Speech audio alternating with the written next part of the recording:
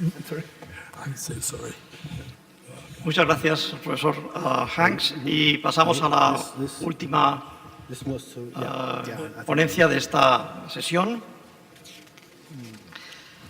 que es la presentada por el profesor Sven Tarp, de la Universidad de, no sé pronunciar, Aarhus, ¿cómo se pronuncia? Aarhus. Aarhus.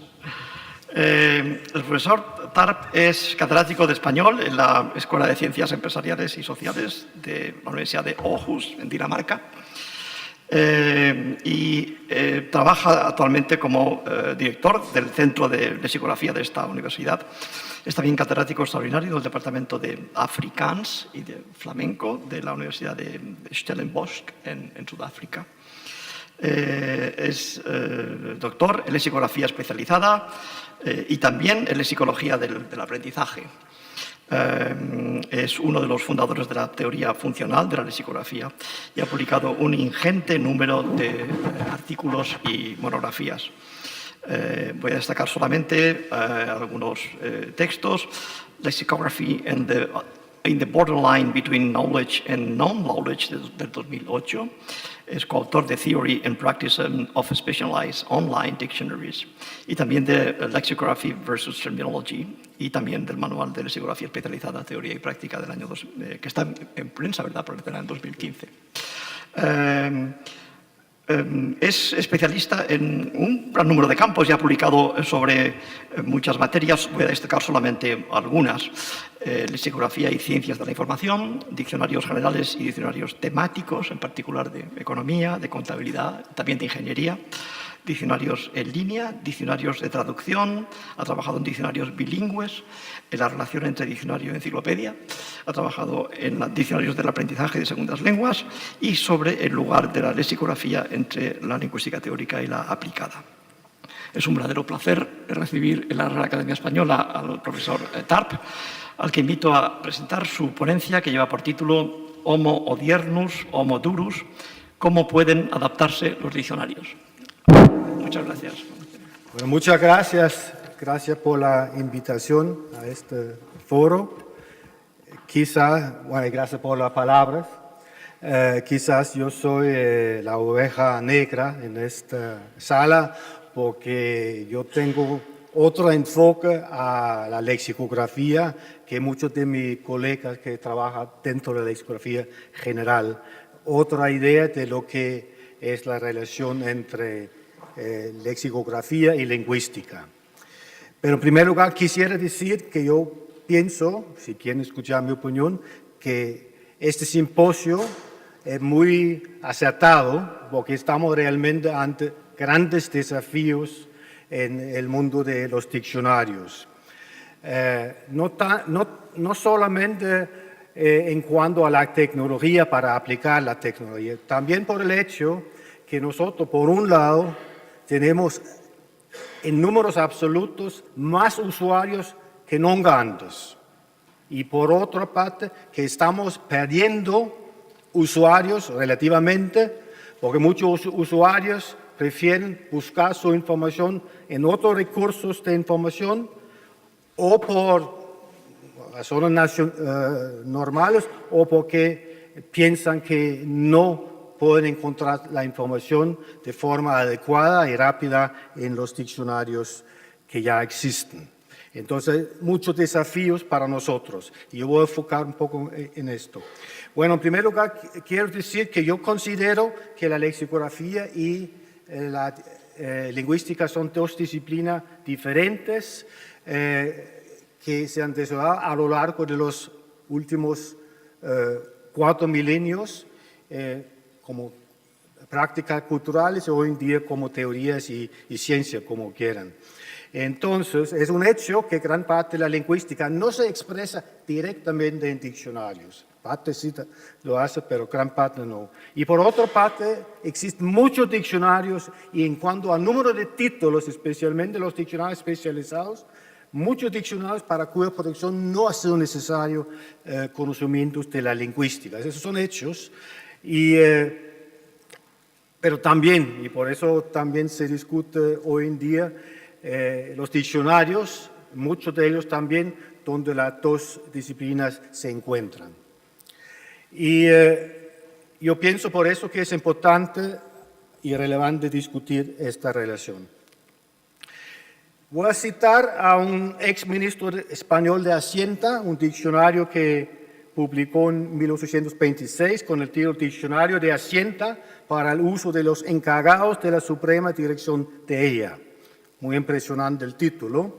Y en el prólogo él llama a su diccionario una pequeña biblioteca de Hacienda y dice que quiere generalizar y difundir los conocimientos de la ciencia de Hacienda a estos usuarios. Y bueno, podemos concluir que la lexicografía es la ciencia de Hacienda aplicada, ¿no? Evidentemente que no, sería absurdo. Si nosotros volvemos, ya Patrick Hang habló de la transformación de papel escrito al diccionario impreso, pero hemos visto durante los 4 milenios que se han publicado en barro, papiros, también fue una importante transformación, papel, y hoy en día muchas plataformas digitales. Y además han cubierto casi todas las áreas de actividad y pensamiento del ser humano. Es muy importante, muchas disciplinas, ciencias, etc. Y si nosotros podemos llamar diccionarios a todas esas obras que cubran tantas disciplinas diferentes, tantas ciencias y temas diferentes, debe ser porque hay algo que unifica a estos diccionarios, algo común para todos ellos. Y yo pienso que exactamente lo que es común es lo que caracteriza la esencia misma de la disciplina, de la lexicografía. Y es la idea mía, de mis colegas en Aarhus, que debemos considerar la lexicografía como una disciplina propia, pero por una gran vocación interdisciplinaria. Un lexicógrafo como tal no puede producir ningún tipo de diccionario solamente con conocimientos lexicográficos. Necesita conocimientos de otras disciplinas al mismo tiempo, entre ellas la lingüística, que, como hemos escuchado hoy. Y eso requiere, entre otras cosas, que todas las decisiones, discusiones como diccionarios, sus contenidos, su diseño deben tomar como punto de partida las necesidades del usuario. En el centro del diccionario es el usuario. Y además que cualquier método o teoría o técnica desarrollado dentro de otras disciplinas debe adaptarse o pasar por un filtro de lexicográfica para ver lo que puede incorporarse sin cambios, lo que puede ser modificado o lo que debe ser rechazado. Y eso no es algo general, un filtro es un filtro que tiene que ver con cada proyecto o cada diccionario. Y también significa, según mi criterio, que cuando trabajamos, a veces somos la misma persona, trabajamos juntos, los lexicógrafos y los lingüistas, es la lexicografía que debe liderar el debate.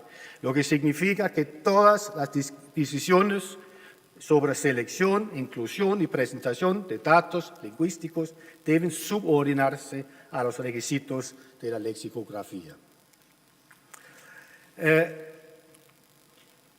La idea de la teoría funcional que yo defiendo es que los diccionarios son herramientas de uso, que como cualquier herramienta se producen para satisfacer necesidades humanas. En este caso, lo que llamamos información, necesidad de información puntual, que se puede obtener a través de una consulta, no información global que se busca en otro lugar. Y necesidades de información que necesitan ciertos tipos de usuarios.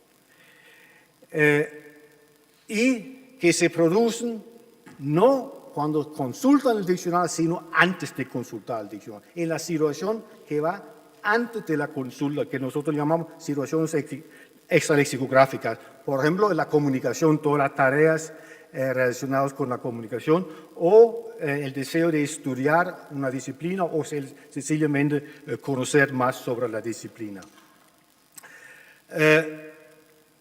Entonces, nosotros tenemos la idea, la metodología global de hacer un concepto de diccionario, empezando con el tipo de usuarios, con ciertas características.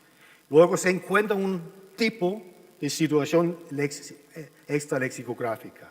Y esta misma situación extralexicográfica determina cuáles de las características del usuario son relevantes para el proyecto, porque tiene muchas otras características que no son relevantes.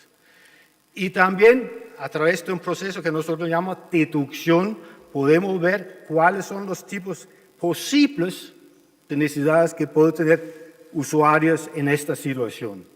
Pero esto no es tan relevante porque tenemos que tener las necesidades relevantes que también tienen a ver con las características del usuario. Con esta metodología llegamos a las necesidades y a los tipos de datos que hay que incluir en un proyecto lexicográfico. Esto para decirlo en grandes rasgos. En cuanto a la lingüística, a los datos lingüísticos, pienso que hay dos situaciones donde pueden tener interés para la lexicografía. Hay otras situaciones también que no voy a mencionar aquí. Lo que nosotros llamamos situaciones comunicativas, cuando un posible usuario tiene problemas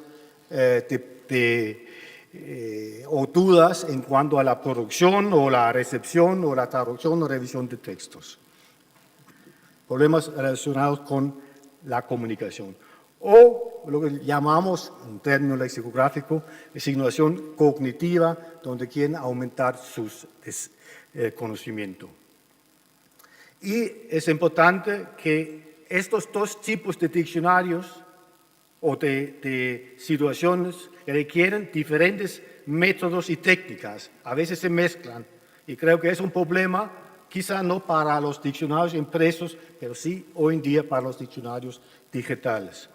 Vamos a ver la función cognitiva. Tenemos un autor, que es el lexicógrafo, un diccionario, que es el mensaje, y el usuario, el receptor, que recibe el mensaje porque es lo que quiere. Es lo que caracteriza una situación cognitiva. En cambio, si tenemos una situación comunicativa, tenemos un emisor, otra vez, con un mensaje y un receptor. Si hay problema en esta comunicación, eso yo sé que es un modelo de comunicación muy sencillo, pero es lo que podemos utilizar para la lexicografía. Si hay problemas o en la producción del mensaje o en la recepción del mensaje, los dos pueden consultar un diccionario escrito por un autor y resolver su problema. Eso significa que la comunicación principal en este caso es entre dos personas, usuarios posibles, y no con el lexicógrafo. Esas dos personas están interesados en la comunicación y muchas veces no tienen tiempo o mucho tiempo para consultar diccionarios, a diferencia de la otra situación. Generalmente, como he dicho, no están dispuestos o los que necesitan más conocimiento están dispuestos a dedicar tiempo a obtener estos conocimientos, esta información, pero los que están en situación comunicativa, porque están interesados en la comunicación, generalmente no están tan dispuestos. Y esto es importante para la lexicografía, porque todos los datos que no les sirven para resolver su problema muy concreto, realmente no son importantes para ellos. Incluso pueden molestar. Y pueden representar lo que llamamos una sobrecarga informativa, que tenemos muchísimos ejemplos de los diccionarios impresos de demasiados datos o informaciones, como quieran, que hace que es muy difícil encontrar lo que uno busca en cada situación. Y también lo tenemos en los diccionarios impresos o digitales hasta cierto punto. Y eso puede dificultar y obstruir y hasta hacer fracasar la consulta.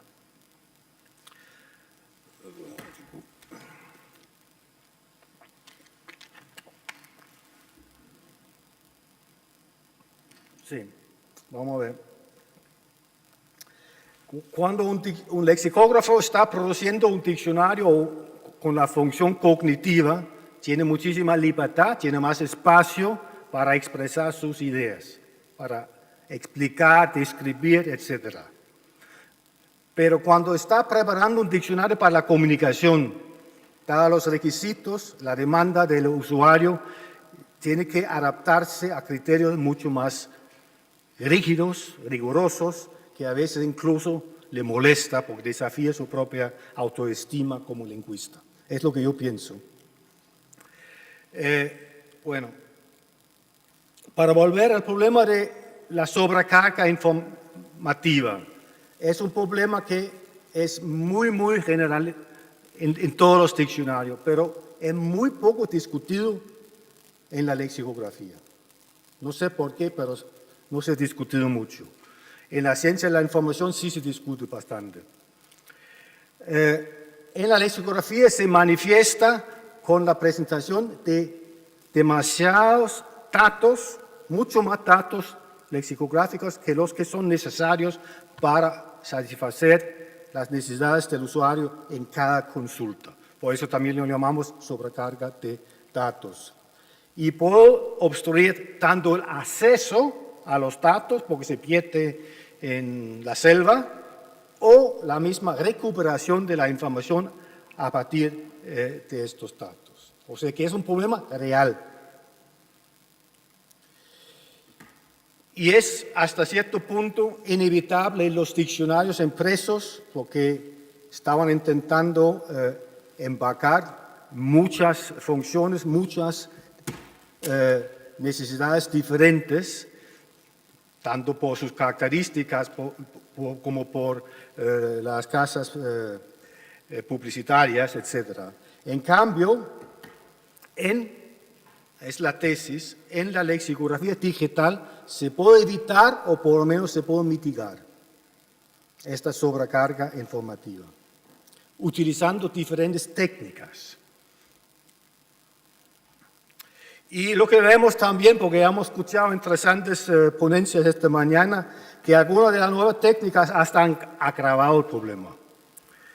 Técnicas utilizadas para sacar datos, por ejemplo, de corpus, que permiten mucho más rápido, mucho más fácil que antes seleccionar una gran cantidad de datos de cualquier tipo. Esto es bueno, porque nos ayuda con muchos problemas, pero también es malo porque estos datos pueden ser relevantes para unos usuarios en unas situaciones, pero no para todos los usuarios en todas las situaciones, para citar o para expresar el poeta irlandés Dylan Thomas.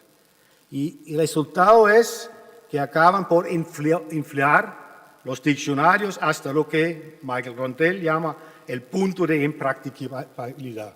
Él habla de diccionarios impresos, pero es lo mismo con los datos muchas veces presentados en pantalla. Y este es un problema no solamente de cantidad, también de calidad, o sea, de las categorías que se presentan. No hay ningún criterio absoluto para determinar si hay demasiados datos o categorías de datos en un diccionario. Depende de las necesidades exactas de los usuarios y también del tamaño del diccionario que se utiliza, que pantallas estacionarias, ordenadores portátiles, tabletas, iPads, teléfonos móviles, otros dispositivos manuales cada vez más pequeños que se utilizan mucho hoy en día para consultar diccionarios en línea. Y hay que tomarlo en cuenta cuando nosotros producimos diccionarios, preparamos diccionarios para el futuro. Lo que sí podemos decir es que cuando hay más necesidades de los relevantes, o datos, que hay más datos que los que son relevantes para satisfacer las necesidades que pueden tener un usuario en una situación específica, hay lo que nosotros llamamos un caso de sobrecarga absoluta. Es lo que podemos hacer con la teoría funcional, determinar las posibles categorías de datos relevantes para cada situación. Y eso es una forma de reducir los datos que aparecen en pantalla. También puede haber un caso de sobrecarga relativa. Por ejemplo, cuando se abre cualquier dispositivo y hay que bajar para buscarlo porque es muy difícil, muchos usuarios por experiencia se pierden y empiezan a consultar otra cosa. Al principio todo tiene que estar aquí en la primera imagen de pantalla. Y es especialmente cuando se trata de una función comunicativa porque, como he dicho, los usuarios quieren una respuesta rápida y fácil.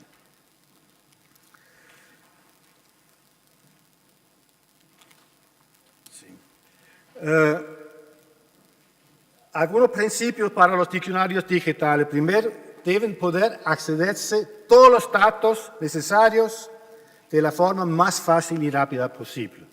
Esto es un principio. Debe evitarse la sobrecarga informativa.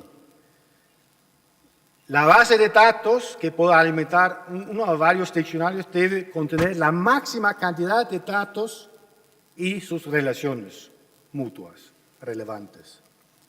Y el diccionario individual, o sea, que es lo que aparece en la pantalla, también en la totalidad de consultas, también debe permitir el acceso a la máxima cantidad posible de datos.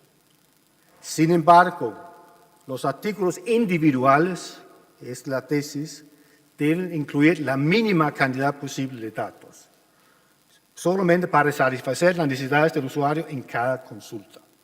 Es una idea, una visión para los diccionarios digitales, especialmente en pantallas pequeñas. Y eso requiere que tanto los datos lexicográficos como los artículos deben pasar a ser dinámicos, o sea, variar de una consulta a otra.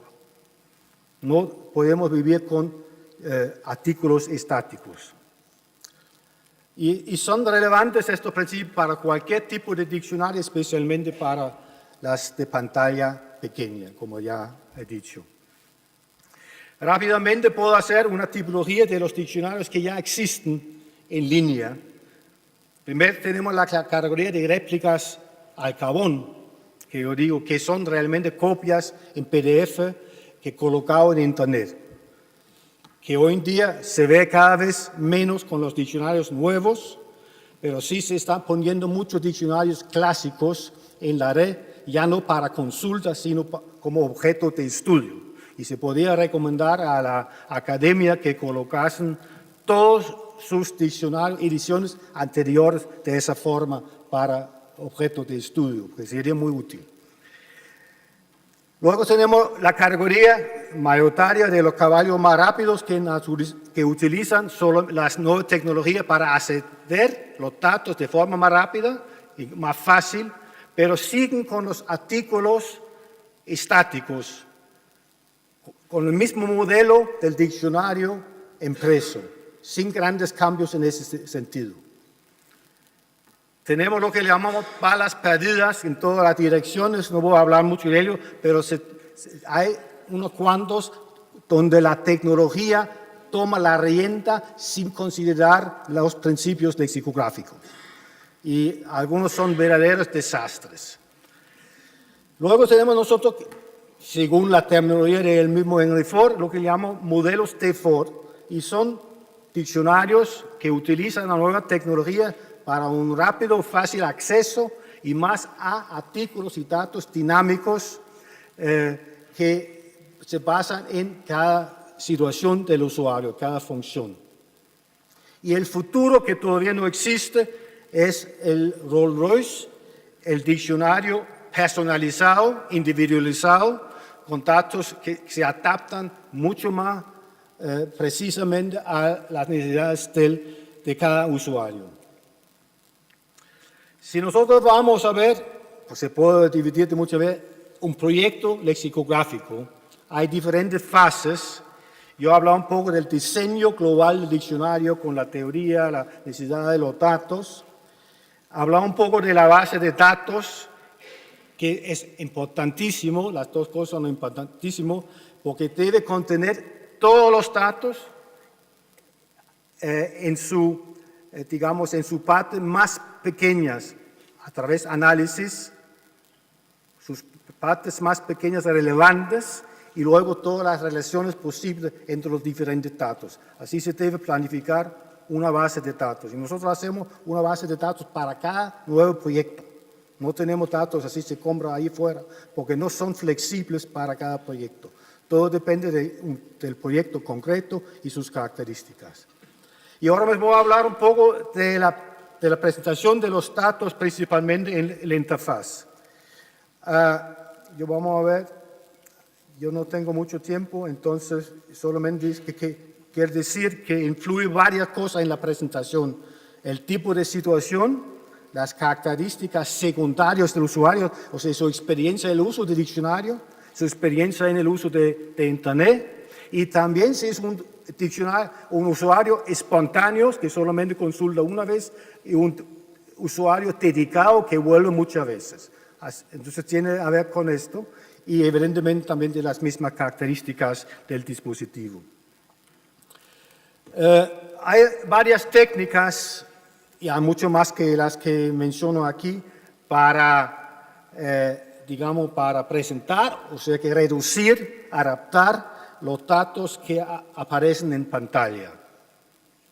Y hay alguna técnica que todavía no se ha desarrollado plenamente, lo que nosotros llamamos reempalaje de datos, que el programa va a un corpus externo o a Internet, busca a cualquier dato y vuelve al diccionario y lo coloca dentro del artículo. Yo no he visto buenos resultados todavía, pero es una visión. Vamos a ver algunas de esas técnicas brevemente, el filtrado y la presentación adaptativa.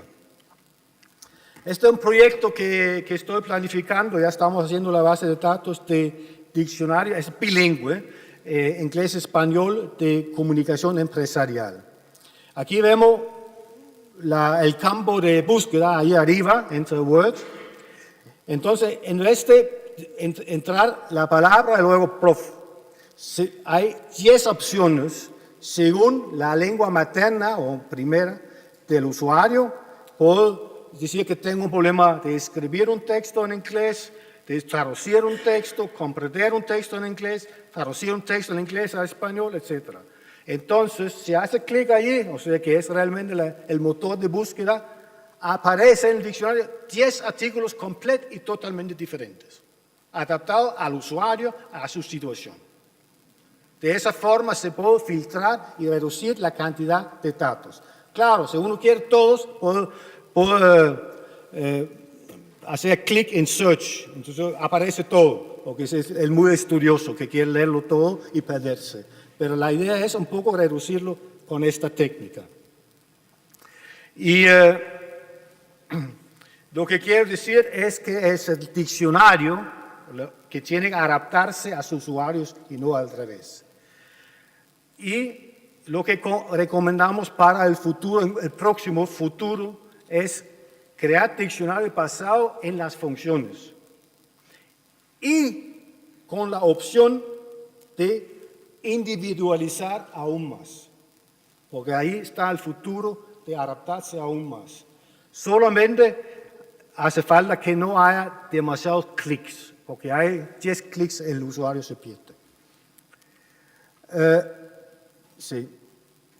Voy a mencionar brevemente 3 técnicas que pueden ayudar a la individualización. Primero, proscripción, y no significa prohibir, todo lo contrario, recomendación. Priorización de definiciones, priorización de categorías. Esto solamente son ideas. La proscripción, que es una palabra que, bueno, el término se inventó en alemán, y por eso suena un poco raro en otra lengua, inglés y español. O sea que si hay varias variantes que pueden ser ortográficas, morfológicas, combinatorias, etcétera, etcétera, etcétera, recomendar solamente una de ellas. Por entonces, el usuario puede acceder mucho más rápido, fácil, un dato que le sirve y no malgastar su tiempo en tener que elegir entre dos o varias variantes o posibilidades. Porque esto es una nueva duda, un nuevo problema para él, que tiene que elegir cuál es más frecuente, cuál me gusta hacer. Recomendar una variante y nada más. Y si el usuario piensa, o si tiene dudas, si hay otros, puede, mediante un clic o otra cosa, acceder a más variantes. Pero nosotros, en principio, recomendamos una. Y luego sí, yo estoy terminando, no hay problema. Yo también tengo hambre. Y bueno, se puede priorizar la definición del diccionario de recepción, así que cuando hay problemas de comprensión de textos, porque a menudo, bueno, eso depende, ¿no? Varía mucho, solo se definen como 3 o 4 acepciones más comunes. Pero el problema es que muchos usuarios de cierto nivel lo que necesitan no son los más comunes, sino los más raros. Esa es la necesidad de mucha gente.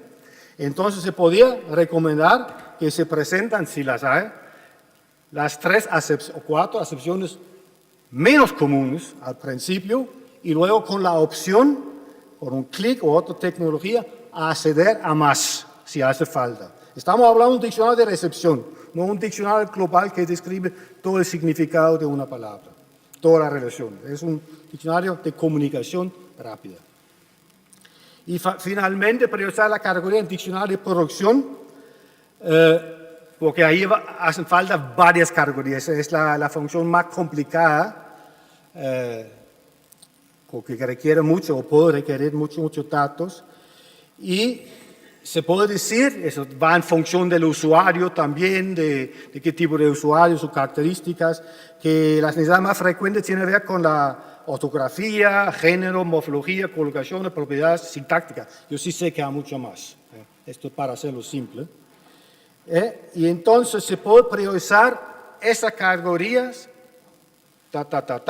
y luego ofrecer otras categorías relevantes, definiciones, sinónimos, antónimos, etcétera, como opciones desplegables, mediante un clic o otra técnica que pueden accederse de esa forma.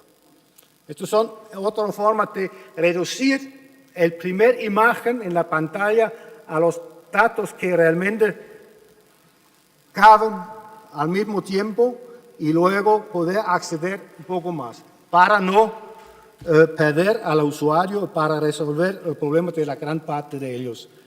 Entonces, estas técnicas y otras pueden ser relevantes, especialmente con los dispositivos con pantalla más pequeña. Y luego hay otras que no quiero mencionar, que tienen que ver con detectar necesidades, acceder a los datos, reducir la cantidad y aplicar los datos, que es también una técnica que existe hoy en día, directamente en un texto.